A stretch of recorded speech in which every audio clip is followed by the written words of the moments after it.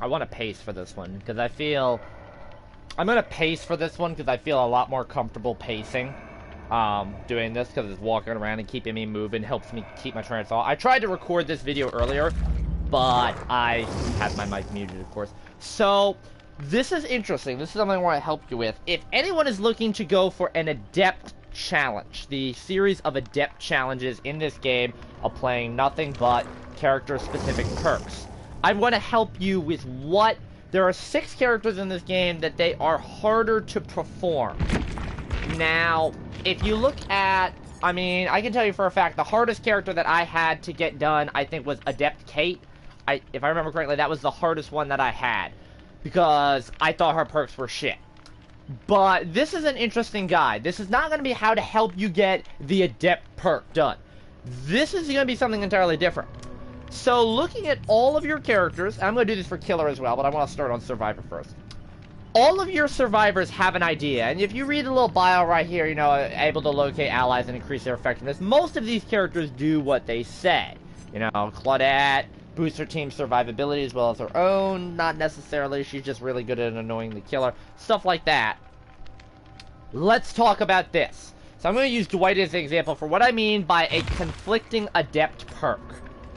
If you were to look at Dwight's 3 teachable perks, they all go well together because they all are the same build. The idea that Dwight has to buff himself and his allies by being near them with Prove Thyself and Leader. Even though I put up Leader when I said Prove Thyself, whatever, you get it. And he has Bond to find allies. So Dwight is very good at this. Now there's certain characters that I'm omitting, even though they don't have very good cohesion. For example, Fang Min. Why am I not talking about her and saying, oh, well, she's it? Well, because her 3 teachables are spread out over different categories. So you have Technician for generators, List for evasion, and Alert for reveals. So she is able to, she is spread out over a wider range. She doesn't have that same sort of effect. Same thing with a character like Adam. Adam has an interesting array. He has Distraction, he has Self-Recovery, and he has a heal. He's split out over 3 things. And I'm going to start this off by using the last character. I'm going to go backwards compared to my previous video. So we're going to start with Jeff. Now, Jeff is an interesting character. Jeff has Breakdown and Aftercare, which go very well together. Because you're going to be unhooking survivors and healing survivors, and it allows you to get reveals and break hooks. These 2 perks work very well together. The wild card here is Distortion.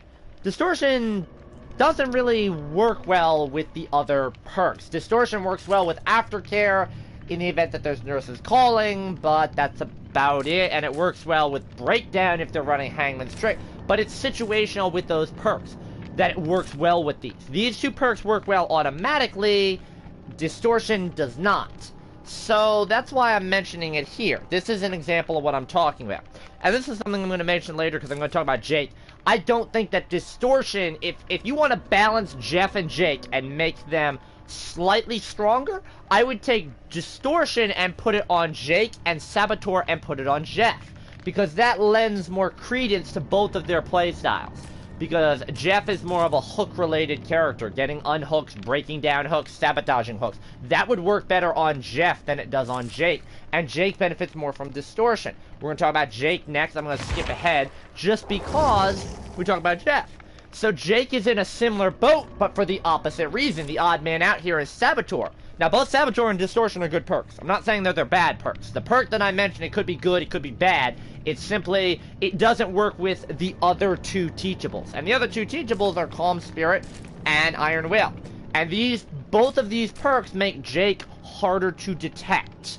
Iron Will makes him not make noise when he's injured at a high enough tier. And Calm Spirit at a high enough tier allows you to counter madness, intoxication, which is Doctor and Clown, and then getting injured by the killer, which is also Iron Will, and then it also reduces woodland animals, so it counters spies from the shadows. So Jake is a character that's very adept at avoiding danger. He's harder to reveal, and that's where I talk about, I think Distortion and Saboteur, if they were flipped around on the characters, I think they would be a lot stronger. Saboteur on Jeff makes Jeff very hook-oriented, And Distortion makes Jake very evasive. He's a stealthy character, but not because of something like an Urban Evasion. And these are two characters that I really wanted to talk about in detail because they're strong characters with those perks. They're just not as entertaining. Meg is another one. This is kind of controversial. My game's gonna lag because it's Meg. Because I had somebody, I was talking about this to a friend of mine, and I had somebody explain to me why Quick and Quiet works with these. And I've seen it happen in game. But personally, again, I think it's a weaker perk. I think Quick and Quiet is more beneficial on another character. I think Quick and Quiet works better on Kate, with Kate's perks. Maybe if Windows of Opportunity, you know, if Windows of Opportunity and, you know, Dance With Me and Quick and Quiet were on the same build, I think that works stronger together.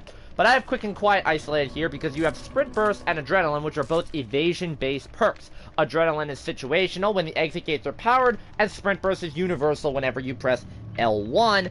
Quick and Quiet is kind of weak because it makes a very loud character, basically, stealthy. And that to me is conflicting.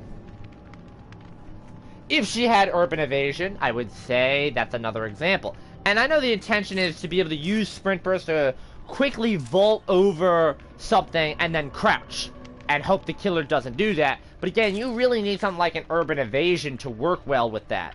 And I honestly don't think she does. I think Quick and Quiet is an odd pick here. The other regular character I want to talk about is Nia. Now, all three of Nia's perks are strong, don't get me wrong. However, and they all are kind of diversified. Balance Landing for evasion, Urban Evasion for stealth, and Streetwise for repairs. But the way I look at it is that Urban Evasion is actually an evasive tool, just like Balance Landing is. The only difference is Urban Evasion is quiet, whereas Balance Landing is loud. And they work very well together. You balance landing off of a high area, gain some distance from the killer, go into a jungle gym, and then crouch walk away with Urban Evasion. Streetwise completely conflicts this evasive type of thing. It makes items easier to use and longer lasting. This is things like toolbox. This is things like med kits.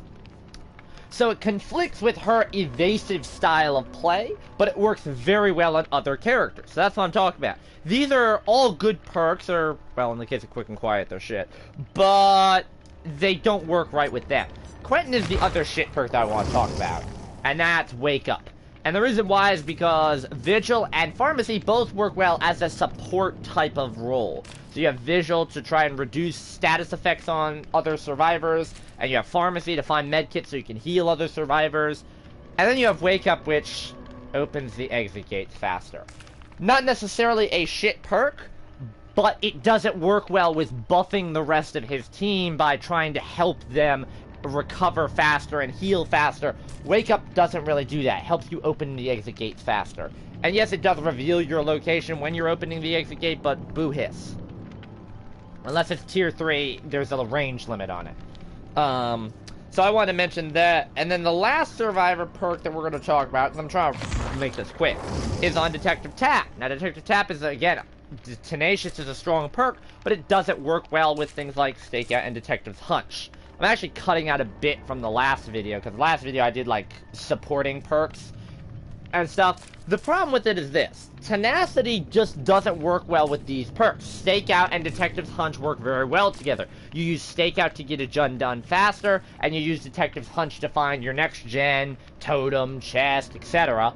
And then you have Tenacity, which is, it lets you recover and crawl at the same time slightly faster. That's why I really don't think these work well together. And this is the example of what I'm talking about. And if you want, I'll just go over some of the other characters that I went over. You know, Kate's perks work well together, even if they're a bit shit, because you have Windows of Opportunity where you can find vault locations. You have Dance With Me to perform that fast vault and not leave any scratch marks. I mean, people say Boil Over doesn't really work well, and I should have put Kate with Boil Over here as opposed to Meg with Quick and Quiet. I disagree with that. I think Boil Over is stronger because of the fact that what it does is it impairs the killer's ability to hook you. So, how does that work well with the rest of the kit? Well, this helps you avoid the killer And this helps you get off the killer if he finds you. Whereas Quick and Quiet, it makes you stealthy off of a fast ability that's not really stealthy. So, I mean, I was conflicted. I wanted to put this on the list, but I found 6 on Killer and 6 on Survivor, so I just chose. We'll do David King. I have to do David King, Ace, Lori, and Claudette. David King is relatively balanced.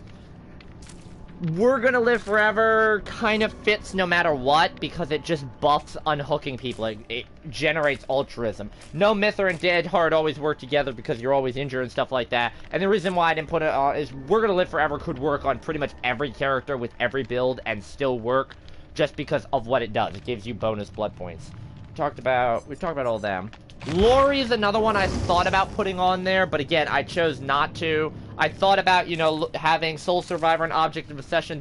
They're great for reveals and anti-reveal, and that Decisive Strike was the odd one out. But at the end of the day, a Lori without Decisive Strike is a weaker Lori because of the fact that she doesn't have that escape ability. Because Object of Obsession and Soul Survivor make you the target, so to speak. You need that Decisive Strike to give you the escape opportunity. Ace was another character I didn't put on the list because his perks are all spread out again. You have increased reveals, increased luck, increased item rarity. And then the last one to talk about really quick is Claudette. And I didn't really put Claudette on here because she's all around healing. I was thinking about putting Empathy on here. I have Botany Knowledge because it boosts healing speed. You have Self-Care, which allows you to heal yourself and boost healing speed. And then you have Empathy, which lets you find other allies to heal. That all works pretty well together. So that's the general idea of this. We'll go to Killer. I'm not going to switch off the Killers. I'm just going to sit on this. Oh, no, I could do the same thing. So on Killer, Mike is the first one to talk about. Because Mike has a very conflicting kit. You have Save the Best for Last and Play with Your Food, where you have to generate tokens for them, and the only way you really generate tokens is if the obsession is alive. And that kind of means that Dying Light, where you want the obsession to be dead, doesn't really work well. So this is another conflicting kit. This is probably the shining example of a conflicting kit, where if you decide to run these two, you're not running that. And if you decide to run that, you're not running these two. So that to me is a thing, is a shining example. Hag doesn't really conflict because she's spread out across all three. She's got Unhook, lethality, she has generator defense, and then she has just general annoyance. So she's spread out. I probably could have put Cannibal on here, but there's no real reason to. Knockout and Franklin's Demise work well together. Knockout and Barbecue and Chili work well together. Barbecue and Chili and Franklin's don't work well together. Barbecue and Chili is basically the killer version of We're Gonna Live Forever. Just to let you know, that is hands down the killer equivalent. So I didn't put that on the list, same thing. Doctor's another one I could have put on here, I chose not to. Monitor and Abuse works well with Overwhelming Presence. Overcharge is the conflicting one, but I didn't really put it on there because of the fact that, well, I mean, it does have some utility with the rest of his perks, because if they're trying to use a generator, a toolbox, Overwhelming Presence will kick in, and it makes it that much harder for them to fail the skill check on Overcharge. I probably could have put them together, but I didn't choose to. Huntress is another one that she has conflicting perks. You have Huntress Lullaby and Beast of Prey that I actually think work well together. Surprise, surprise. Basically, Huntress Lullaby causes survivors to fuck up more because of the shorter skill checks. And this causes more chases to occur. Beast of Prey allows you to finish chases because you lose the red stain, that little reveal on what direction you're looking, when you hit Bloodlust 1. So this helps you end chases quicker. And then you have Territorial Imperative, which reveals survivors when they go in the basement. That doesn't really help you start chases because you're on the other half of the map. And it doesn't help you because unless there's a generator right above the basement, they're not gonna fuck up. There's nothing for them to fuck up. So there's no reveal opportunity for you, basically. I honestly think that this is just such a weak perk with these. The Nightmare is another one, and I do have a Freddy video coming on why I think Freddy sucks and how to buff him, but he's real simple. So you have Remember Me and Blood Warden, which both activate when the exit gates are opened. But you have Fire Up, which you completely lose when the exit gates are powered. Fire Up works until the exit gates get powered, and then you have Remember Me and Blood Warden that maybe kick in if you've hit the obsession enough times with Remember Me, and if someone is on hook. Whereas Fire Up always works as generators are being completed. So, again, conflicting kit.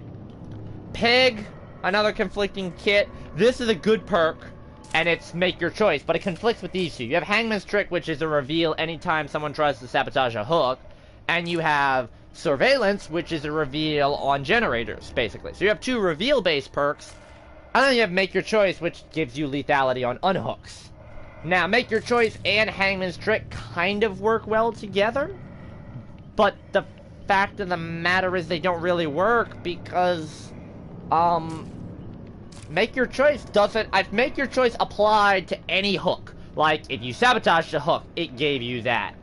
It gave you that exposed effect. If you got someone off the hook, that would make it a little bit more playable together, but as of right now, Make Your Choice and Hangman's Trick do not play well together. So, even though this is her strongest perk, in my opinion, it's still stronger than Surveillance, as good as Surveillance is right now, it's still not that strong.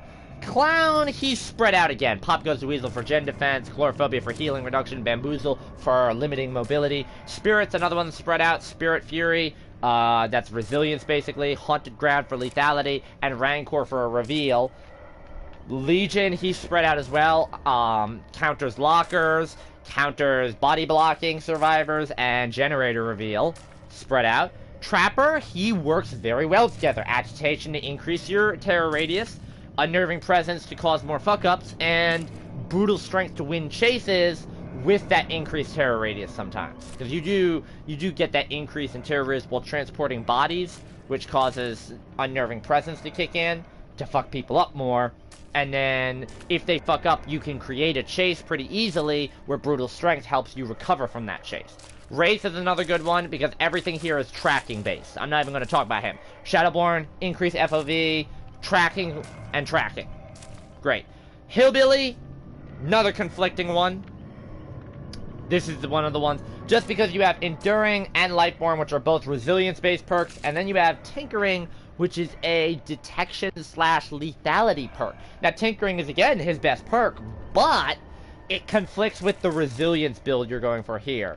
And last but not least, the Nurse, Thanatophobia, which is her best perk, is actually the worst if you're going for an Adept build, because you have Nurse's Calling and Strider, which are both helpful for finding injured survivors, whereas Thanatophobia doesn't really help with that. Thanatophobia just makes it harder on the survivors if someone is injured. So, that is the video. My mic was muted last time, which is why I did it. It takes about the same amount of time, still 18 minutes, and I cut out a lot more stuff just because I wanted to talk through it more. So, I hope you enjoy. I still have a Freddy video coming up. I might do that tomorrow afternoon after work, or I might do it Tuesday. I'm not sure. I'm off today, which I'm surprised at. Anyways, why am I still talking? I gotta go. Bye-bye.